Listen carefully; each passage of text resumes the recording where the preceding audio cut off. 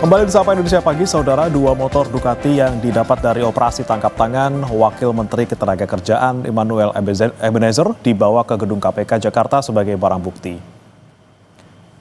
Selain dua moge, penyidik juga menyita uang dan puluhan mobil dari kasus dugaan pemerasan kepada perusahaan dalam pengurusan sertifikat K3 atau keselamatan dan kesehatan kerja. Usai ditangkap, Immanuel langsung dibawa ke KPK untuk dimintai keterangan. Melalui pesan singkat kepada Kompas TV, Wakil Ketua KPK Fitroh Rohcayanto bilang ada lebih dari 10 orang yang ditangkap dari OTT Rabu malam. Immanuel Ebenezer menjadi sosok pertama di Kabinet Presiden Prabowo Subianto yang ditangkap KPK.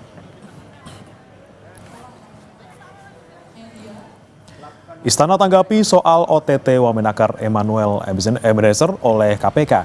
Soal penggantian Menteri Sekretaris Negara bilang masih menunggu proses hukum Noel.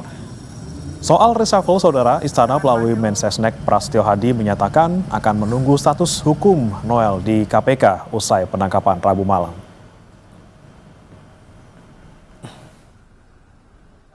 Tunggu.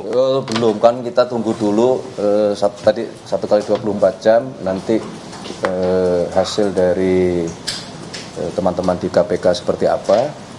Nah, sekali lagi kalau memang kemudian terbukti ya kita akan segera mungkin melakukan proses terhadap yang bersangkutan. Bahwa kemudian itu apakah akan terjadi pergantian yang itu diistilahkan reshuffle, belum tentu, tunggu dulu.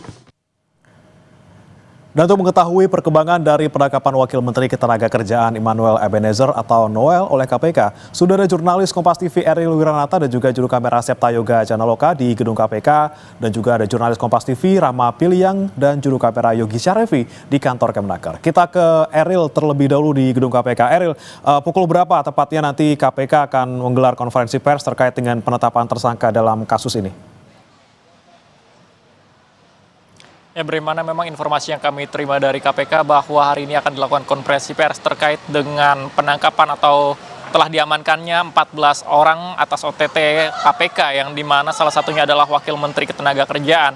Dan informasi yang kami terima memang nanti sekiranya pada siang hari ini akan dilakukan konferensi pers yang dimana dalam hal dugaan dari pemerasan terhadap perusahaan dalam pengurusan sertifikat K3 yaitu adalah keselamatan dan kesehatan kerja. Dan selain itu juga memang sebelumnya kami mencoba untuk mengkonfirmasi kembali tetapi tidak ada respon.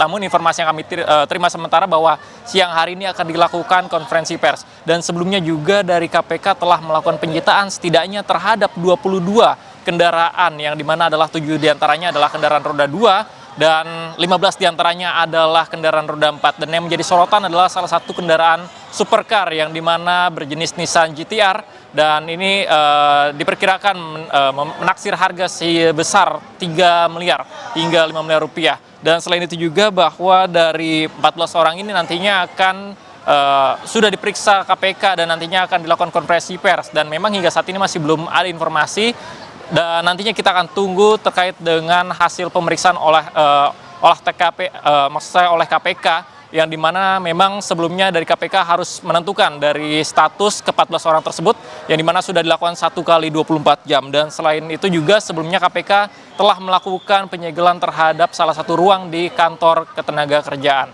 Bagaimana?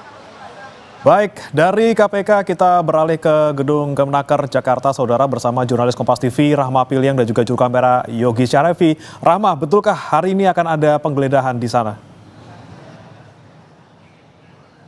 Iya, hingga saat ini beribadah dan juga saudara belum ada informasi pasti dan juga informasi terbarunya apakah akan ada penggeledahan lanjutan yang dilakukan oleh KPK di gedung Kementerian Ketenagakerjaan. Tapi kalau kami gambarkan beribadah dan juga saudara bagaimana dengan situasi di kantor Kemenaker ini masih terpantau normal, tidak ada aktivitas mencolok dan juga pegawai-pegawai ini masih beraktivitas seperti biasanya dan aktivitas di sini masih terpantau seperti hari-hari sebelumnya, beribadah dan juga saudara. Tapi kalau kita melihat kembali bagaimana dengan kemarin, ini dari KPK sudah melakukan penggeledahan di kantor Kemenaker usai dari adanya operasi tangkap tangan yang dilakukan oleh KPK atas kasus dugaan pemerasan di beberapa perusahaan terkait dengan pengurusan sertifikat K3.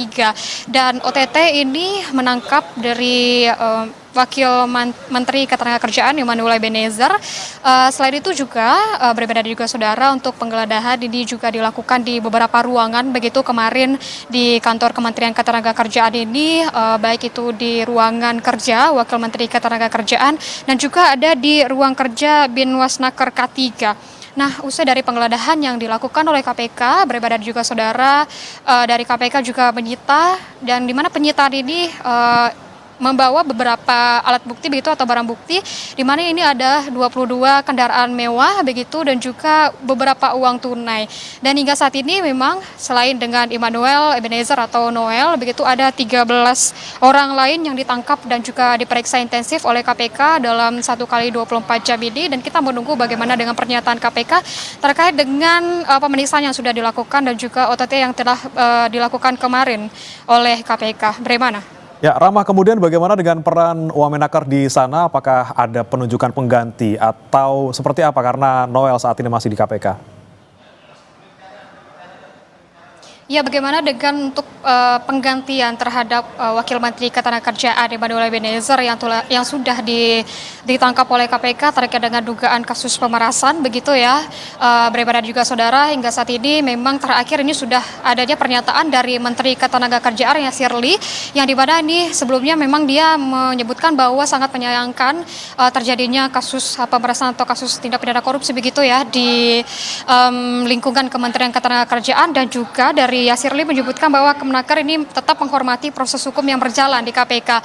Selain itu juga bagaimana dengan nantinya untuk pergantian atau apakah ada yang mengganti atau reshuffle yang dilakukan di lingkungan Kementerian Ketenagakerjaan, khususnya dari jabatan Wakil Menteri Ketenagakerjaan ini, usai dari OTT yang dilakukan terhadap Immanuel Ebenezer atau Noel begitu, dari istana ini juga sudah melakukan atau memberikan pernyataan begitu dari Mensesnek Prasetyo Hadi, menyebutkan bahwa jika terbukti begitu ya adanya tindak pidana yang dilakukan oleh Immanuel atau Noel ini, maka akan segera diganti begitu, tapi tetap menunggu bagaimana dengan keputusan yang disampaikan oleh KPK nanti.